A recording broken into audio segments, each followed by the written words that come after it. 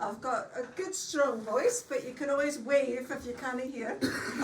So my name is Heather, and I was saying to somebody earlier, you know, when Sunita said to me, do you fancy coming up to Shetland for a week and doing a wee bit of teaching? I didn't have to be asked twice. I was kind of already on the ferry, but that was like half a year ago, so it's been a long trip.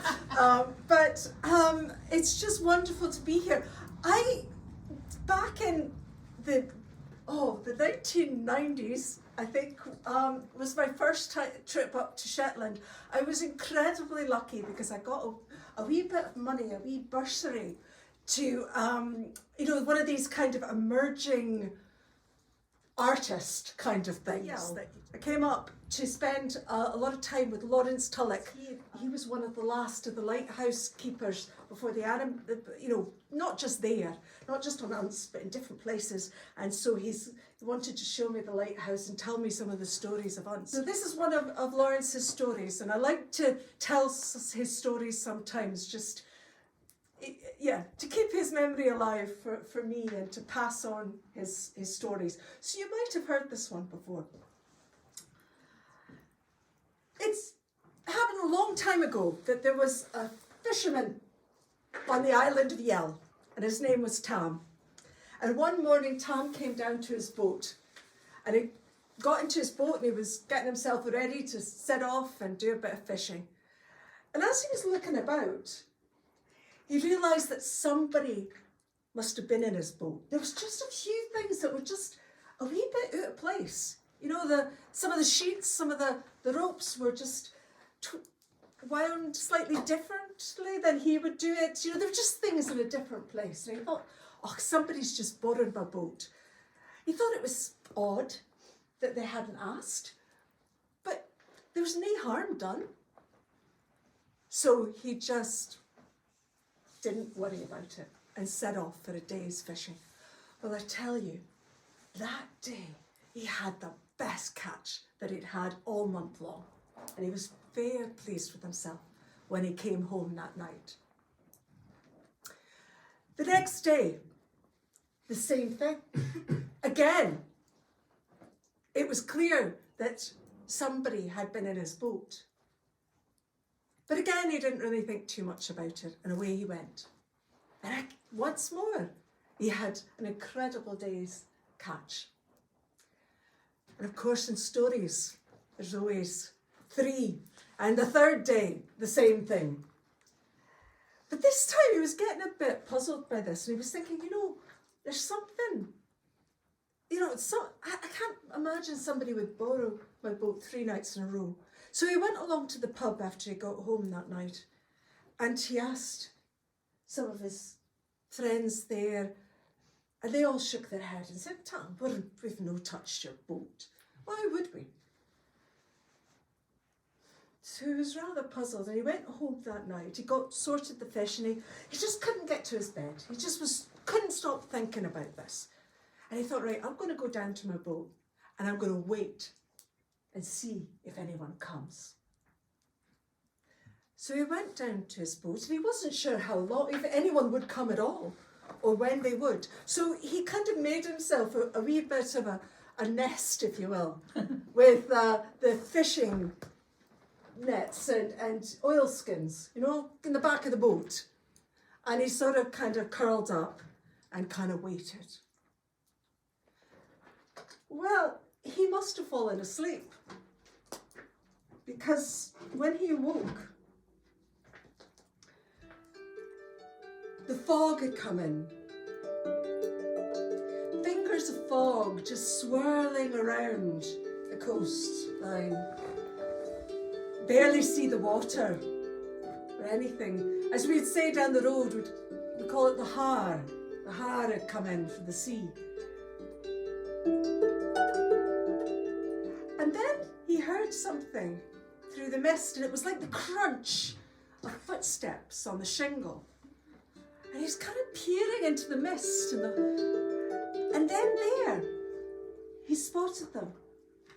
3 figures, tall figures coming through the mist. And he watched and he looked. And as they came closer, he thought, oh, I've never seen those men before. They were strangers to him. They were dressed really strangely. And their clothes and their hair were different from the way men wore. Their hair was really long, and they had big, very full beards.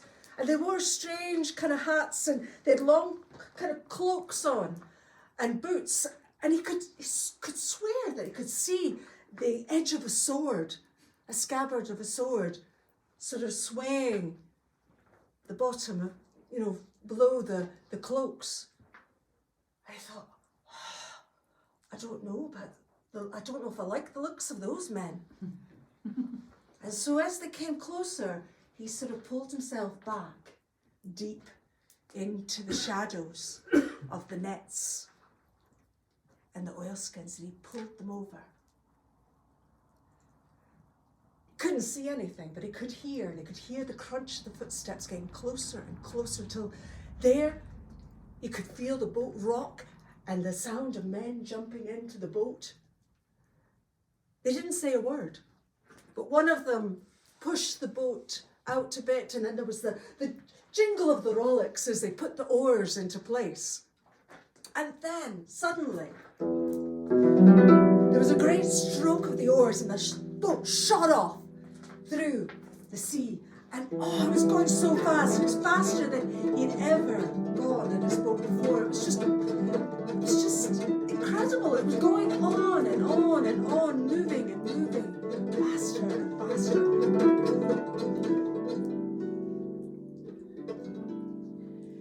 They didn't know how long they were on the sea until suddenly there was a crunch as they hit the shore. And he could hear that somebody leapt out. He could hear a splash of the sea. And then he could feel the boat being pulled up the beach. And then the other men jumping out. And then the sounds of the footsteps moving away. After a while, as they faded, he got brave enough to peek out. And he was amazed. He was on an island he'd never seen in his life before. He didn't recognise anything about that coastline. And he got out and he's kind of looking about thinking, where in the world are we? I mean, he thought he knew every single skerry for miles and miles around, but this place he had never been to. And then he spotted those 3 men off in the distance. And as he watched, he could see them approach what looked like a sort of, must have been a cave. There was a sort of dark hole. And there was like a lantern was lit, and he could see the swaying of the lantern. And then they disappeared into the cave, and the light faded and was gone. Tom was he was really curious about where they were, and he wanted to go and explore, but he didn't know how long they would be. So he was still kind of hovering and wondering what to do when he saw that light begin to come brighter to the entrance of the cave, and he thought, right, back in the boat. So he jumped back in the boat, back out under the oilskins and the nets. He noticed before he did that the men, when they came out the caves, they had things on their shoulders. They were carrying chests, and they had barrels, and they had all sorts of things that they were laden down with. And when they came to the boat, he could hear them as they threw in all these chests and kists and barrels into the boat. And then again jumped in, somebody pushed the boat, and once again the oars took the boat, shot it into the sea, and away it went. And again, on and on and on, like a bird, they flew across the sea. And once again, there was a crunch, and they got to shore. Now, the men finally started to speak. And at first, Tam thought, they're speaking another language. But it sounded familiar. And as he kind of listened a bit more and started to get his ear in, he realised that what they were speaking was the Old Norn. He sometimes used to go down to the boats, down to the harbour, and he loved to listen to his grandfather and the other old men speaking and telling stories about their adventures when they were young. And quite often they used a lot of the Old Norn language. And so he remembered it from when he was a child. And so eventually, so he could kind of work out what these men were saying. And one of them was talking about the fact that, it's such a shame that we've not gotten everything out of the caves. But in other words, but we've got a fair lot of it. We've got quite a lot. All thanks to Tam and his grand wee boat. Aye, we better leave him something as a thank you. And there was a sort of chink of glass. And then the men got out of the boat rocked again as they left it there at the beach. And then he heard the crunching of the footsteps. As the footsteps moved away, once again, Tam looked out, and once again he saw that the fog, the hair, was thick on the sea again. And he could see the figures walking away from him. And on they went until they disappeared into the fog and were gone. Now, as he moved across the boat, his foot hit something and he looked down, and there were 2 bottles. Old glass, that kind of ancient glass bottles, covered in barnacles. And he took them home, and when he cracked the seal and poured himself out to the liquid, it was the best whiskey that he had ever tasted. I mean, it was like nectar. And he just was so grateful for that wee gift. Now, Tam became known as the best fisherman in the whole of Yule, because every time he went out in his boat, he got a good catch of fish. So maybe those men had not only given him the whiskey, but had given him the gift of a good catch.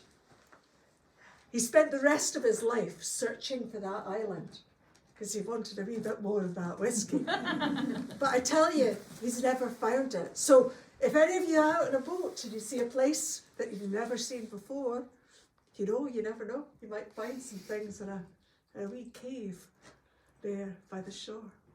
And so that's the story that I got from my good friend Lawrence. So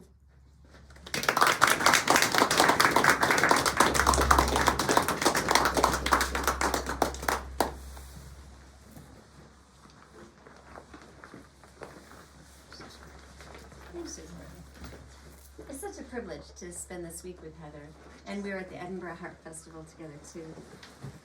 So it's been lots of harping, so it's nice to hear stories. Mm-hmm. There's one song that still is sung in the Norn language, the old Nordic language spoken here, the Unst boat song. So it seems perfect to play the Unst boat song now, also because we learned it as a class, and then there's the Viking boat next to us too.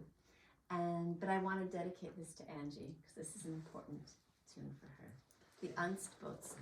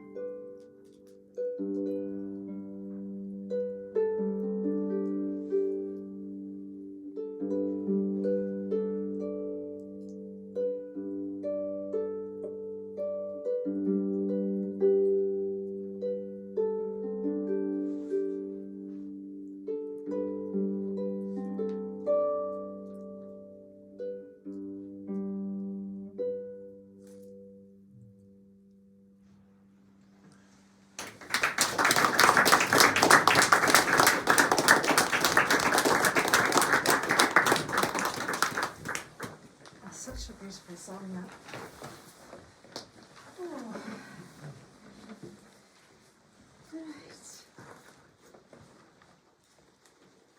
So we're just going to move down the road just a wee bit to Orkney. And when I say that, you know, Lawrence and I went on, we had some wonderful adventures at storytime festivals and in various places. We always were also with a wonderful, amazing storyteller, Tom Muir, who is from Orkney.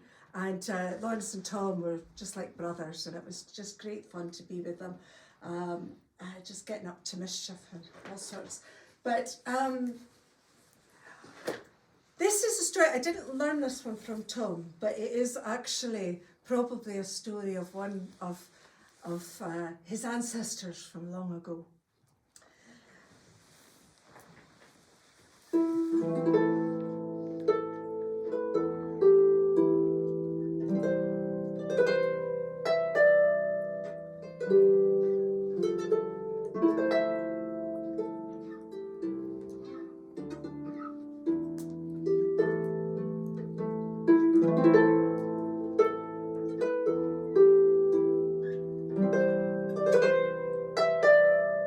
It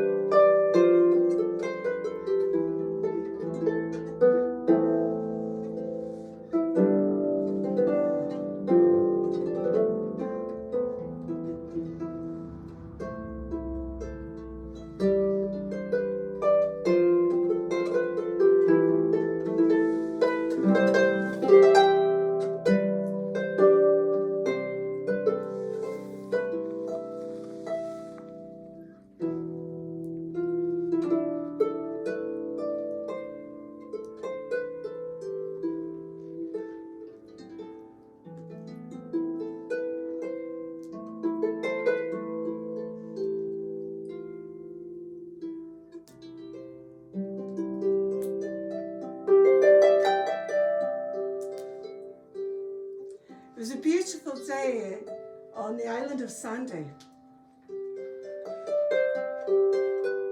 It was July, but it was just stunningly beautiful because the sun was shining in the blue sky. There was hardly a breath of wind. And Magnus Muir was gathering limpets on the beach, Caithness beach. There was nobody else there. It was quiet, peaceful. The sound of the birds that were swirling in the sky above him.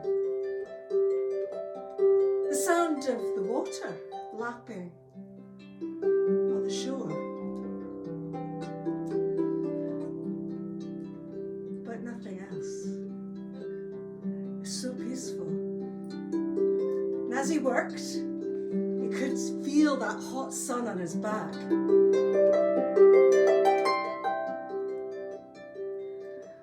And he was just away in his own head, dreaming, daydreaming.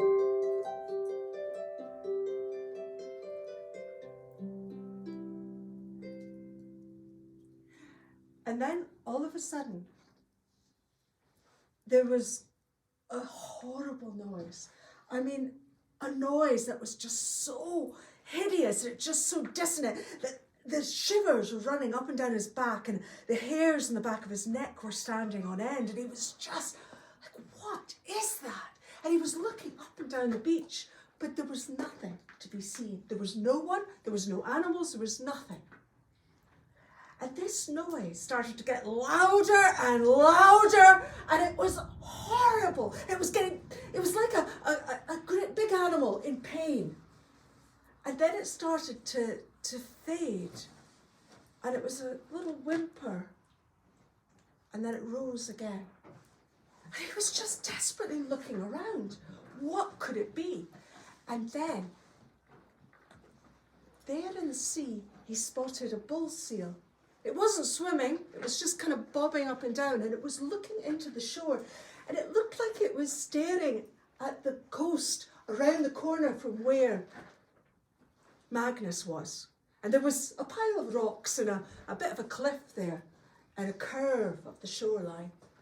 He just had to know what it was. So he started to climb over the rocks and round, following the coast round. And there he saw a cliff face with shallow caves in the rock. And in one of those caves lay a seal. And she was giving birth. And she was having a horrible time of it. And she was making this noise, these cries. Well, Magnus, he didn't know what to do. He just kind of stood there, just watched. Just like the bull seal, what could they do? So eventually she gave birth to 3 beautiful seal pups. Oh, bonny creatures.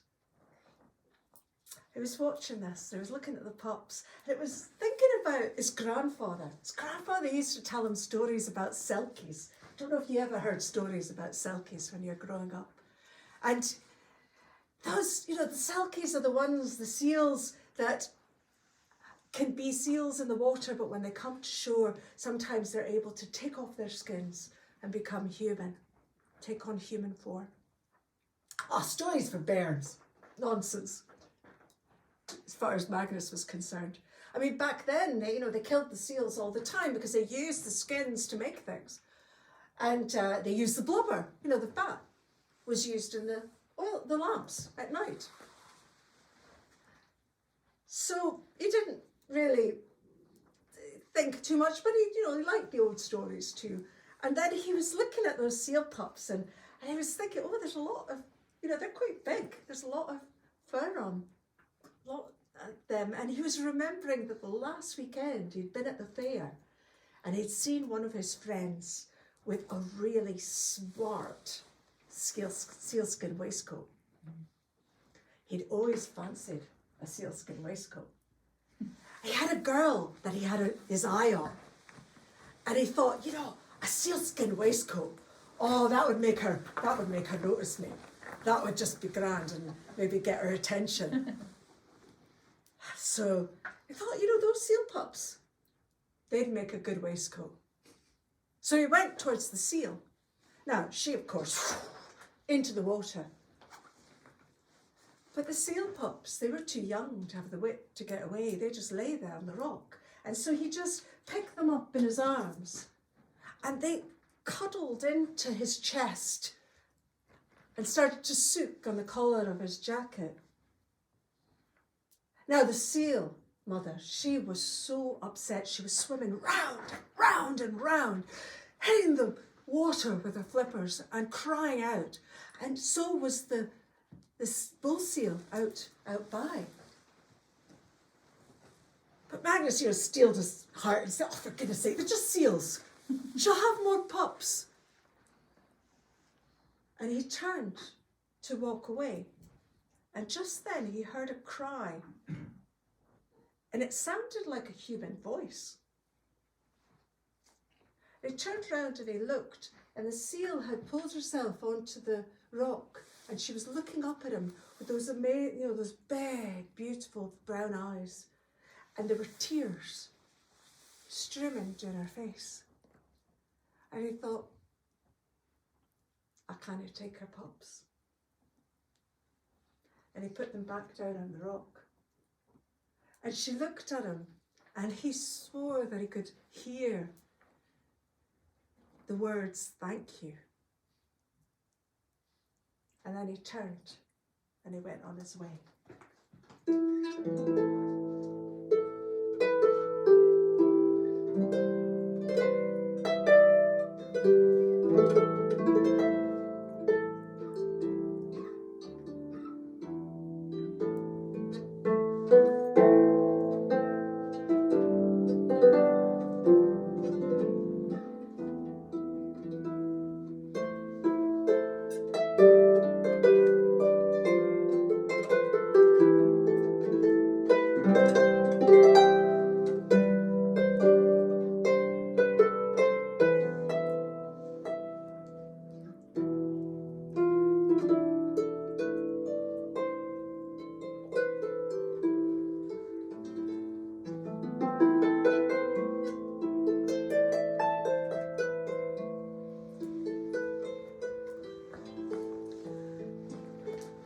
The years passed.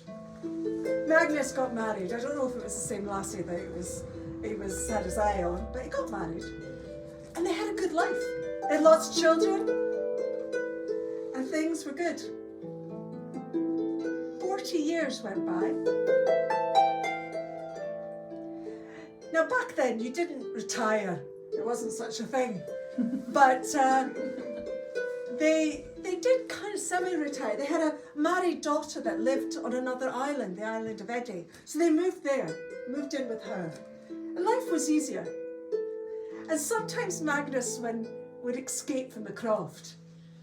And he would go fishing, not in a boat. He had a favourite place at the top, on the other side of the island of Eddie.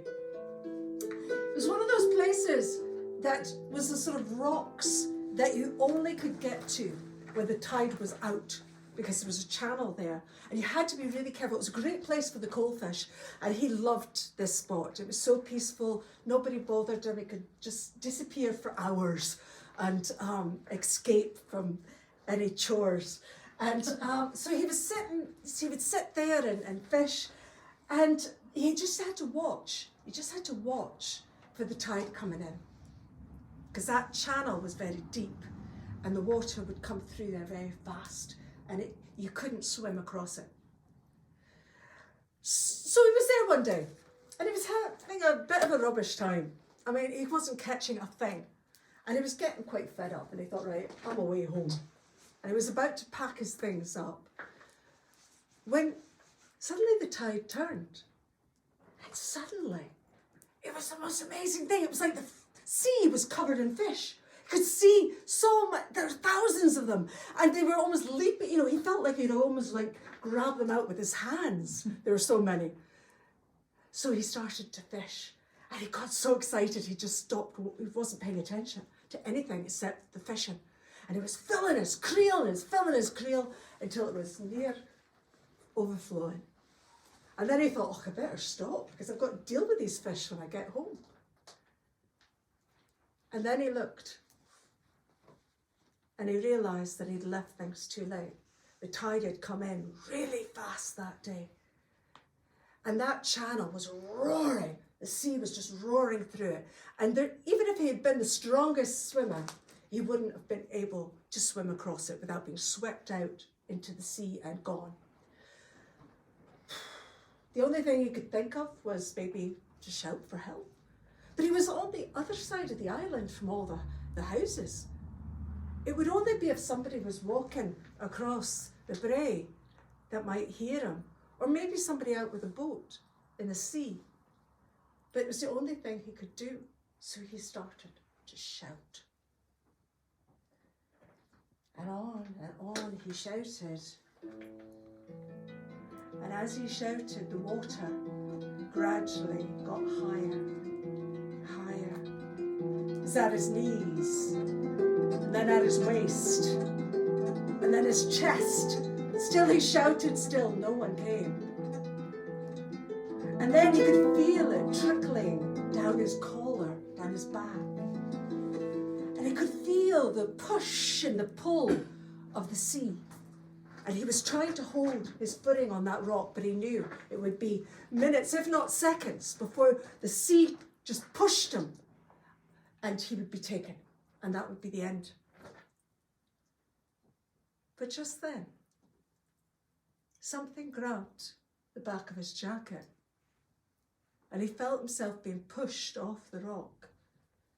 Luckily, he took a great lungful of air as he was pulled under the foam, and he felt himself being pushed through the sea. Then his head was above the water, and he was gasping and choking for air, and his fingers, his hands were on the sand, on the shingle, and he was like desperately clawing his way up the beach, out of the water. And then he turned and he looked back. And there was a seal swimming across that channel. Now they say she went back to that rock, and that creel of fish was at the top of the rock, too heavy to be taken. It was submerged now by the waves, but she took the side of that creel and pulled it off the rock and pushed it across the channel. And Magnus waded through the shallows and grabbed the whole other side of that creel, and he looked into her eyes, and he knew her. She was the same seal that he'd seen 40 years before on Caithness beach. And he looked at her and he said, God bless the seal who never forgot. And that's the story from Orkney.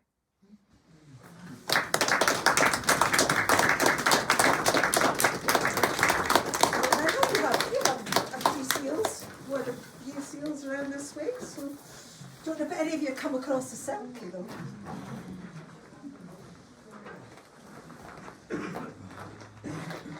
I maybe they just didn't know.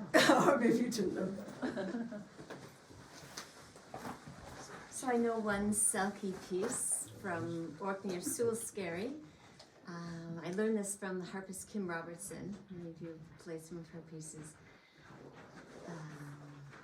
The Selkie of Story, which is island way, way, way out west of Orkney, and perfect place to find a Selkie.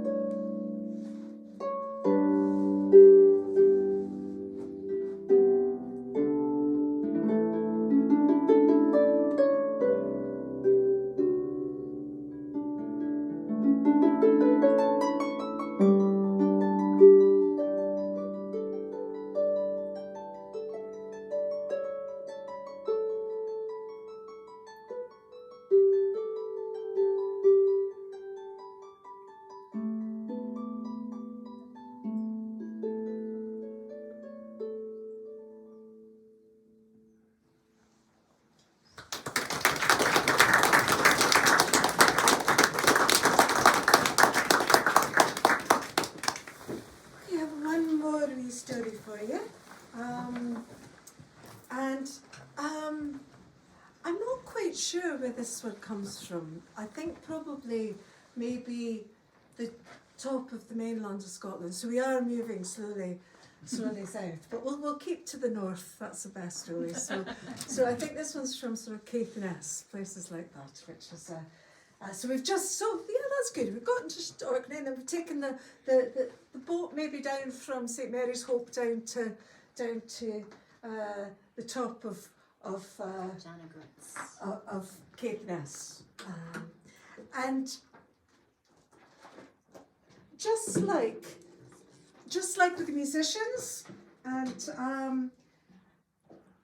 where we pass on tunes, as you've already gathered, we get stories from other storytellers, and so this is a story that I got from a woman called Audrey Parks, who was originally from Ireland, Northern Ireland, but she was just such a magic person, and she was very petite and very quiet, but she was so compelling.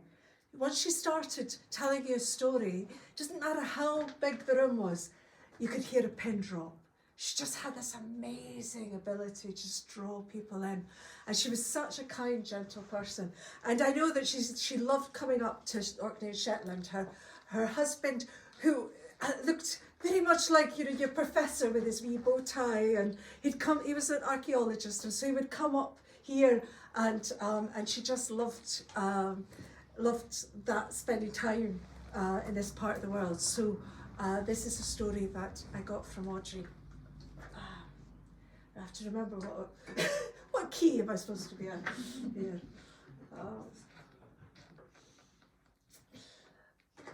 So this was, again, like all good stories, a long time ago. And there was a wee lassie. Her name was Jessie. And she was one of those she was only about 9 or 10 years old.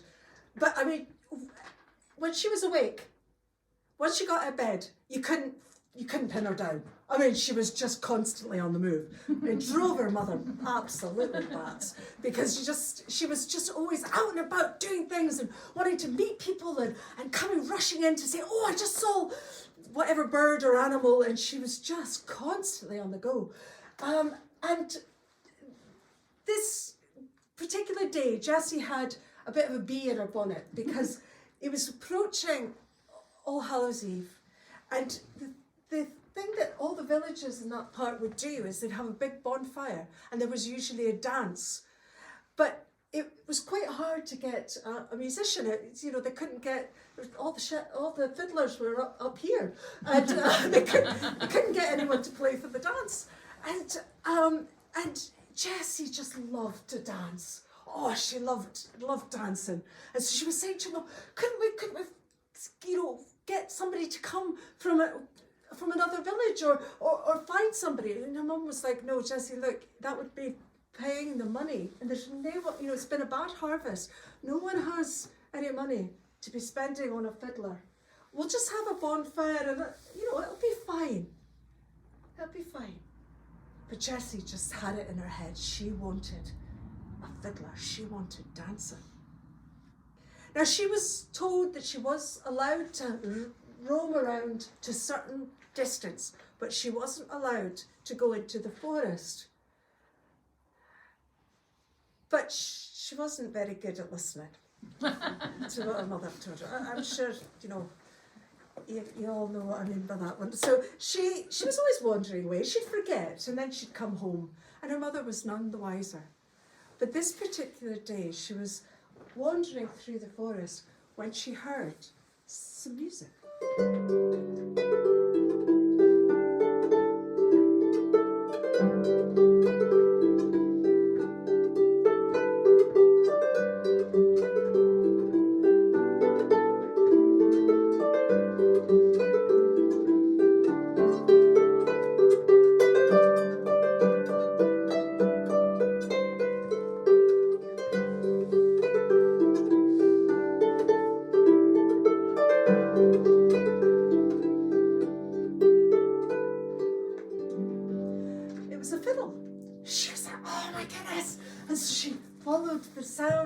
Of the fiddle music, and she came around a tree, and there, in the middle of the forest, was a band playing the fiddle. It's quite a strange looking loon, or well, no, it wouldn't be loon, wrong country, laddie. And yeah, we're not on the northeast.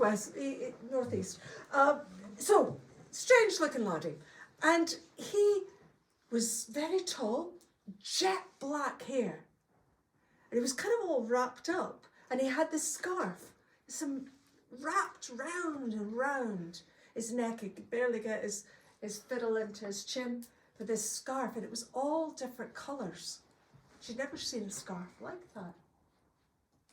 Bright reds and greens and blues and yellows. And she sat listening until finally he noticed her, and he said, "Oh, lassie, how you doing?" And she said, "Oh, grand. That's really bonny fiddling.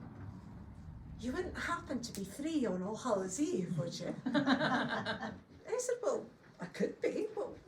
What's it for?" And she said, "Well, we're needing a fiddler." we don't have anyone to play for the dancing.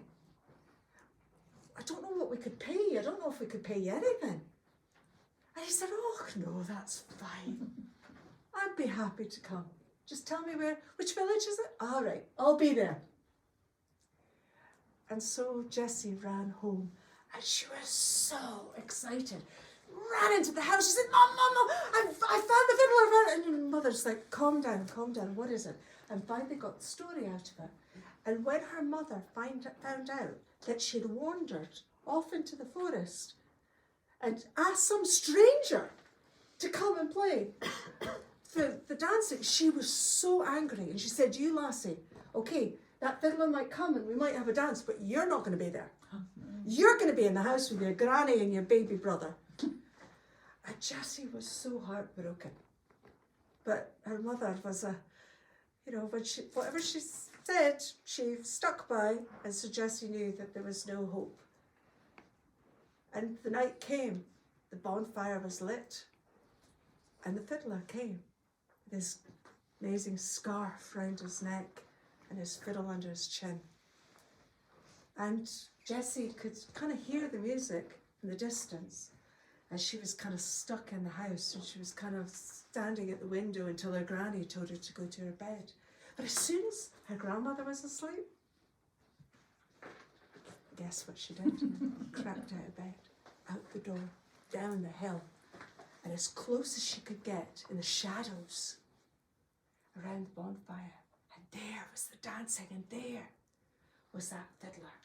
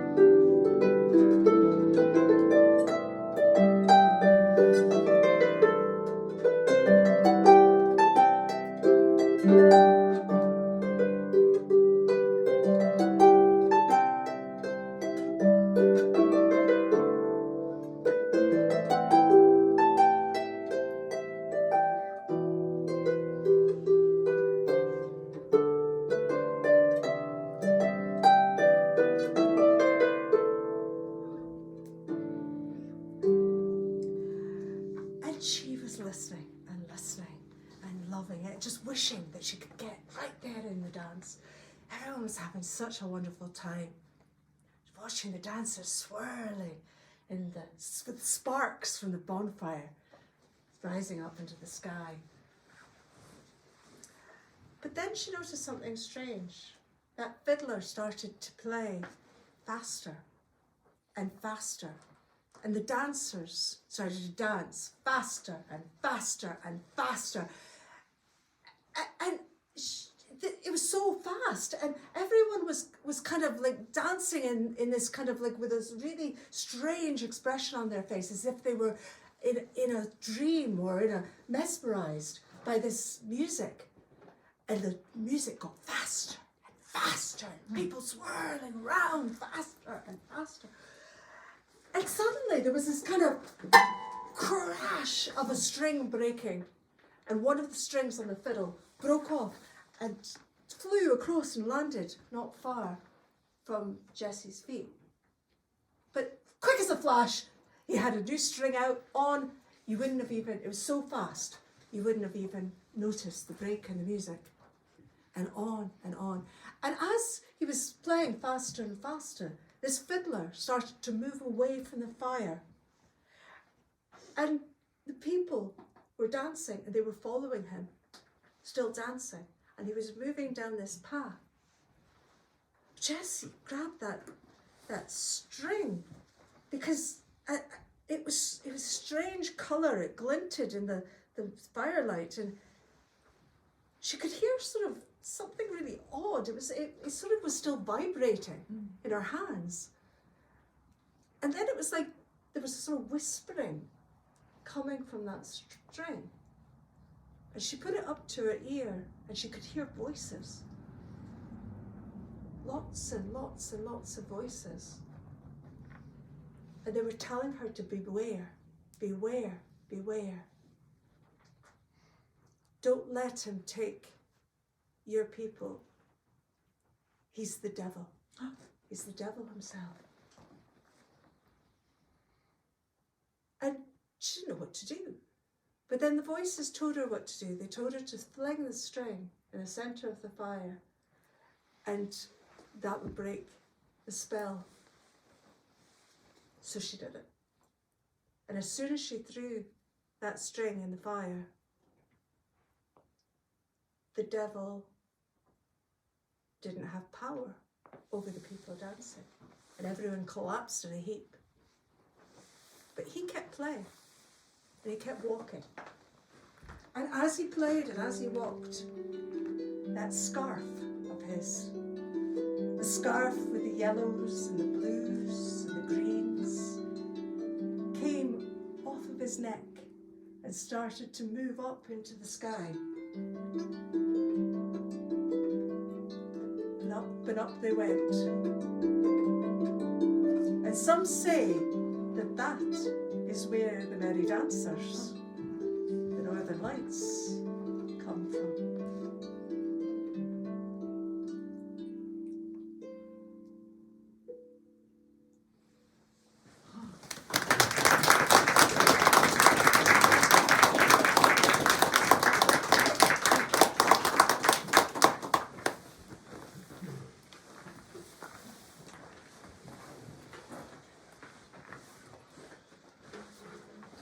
Well, I was absolutely chuffed to be asked to play a piece to depict the Northern Lights for a sound station for Wild Skies, Shetland. There's some sound stations that we've been to. We pressed and listened to poetry on our way up to Hermanus, and all the way up on the top of Saxeboard Hill, there's a bench, and you can press a button and listen to harp music that is my improvisation of depicting the Northern Lights. And we were hoping to see Northern Lights, and there were a lot of clouds this week. But maybe tonight, we'll see. It's soon going to get far too light to be able to see them.